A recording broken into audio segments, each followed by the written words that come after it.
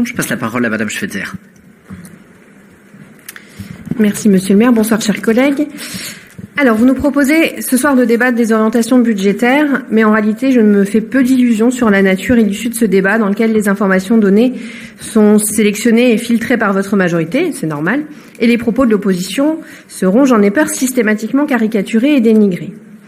La rigueur budgétaire ici domine au moment où nos concitoyens ont besoin d'espoir et de vision.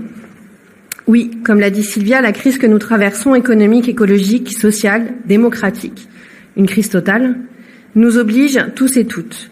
Les communes sont en première ligne. Besoin imminent de services publics de qualité, besoin de soutien à l'activité économique, à la transition écologique. À toutes les strates de la vie politique, des moyens considérables devraient être mis sur la table. Mais non, l'État nous répond « faites ce que vous avez, débrouillez-vous ». Notre maison brûle, comme disait un ancien président, et nous regardons notre porte-monnaie. Nous surveillons la dette comme le lait sur le feu alors que nous avons une économie à reconstruire, une planète à sauver. Il est temps vraiment que nous changions de cap, que préserver l'épargne brute ne soit pas l'alpha et l'oméga de l'action publique, alors que des personnes dorment à la rue, des étudiants ne mangent pas à leur faim, des chefs d'entreprise mettent la clé sous la porte, des salariés ont peur de perdre leur emploi. Ce débat a un goût d'absurde, comme beaucoup de débats auxquels nous assistons tous et toutes ces dernières semaines. À quoi bon avoir des comptes à l'équilibre si c'est pour, dans quelques années, voir nos sociétés s'effondrer? L'État doit donner les moyens aux collectivités non pas de maîtriser les dépenses de personnel, mais d'offrir le service public nécessaire à notre reconstruction.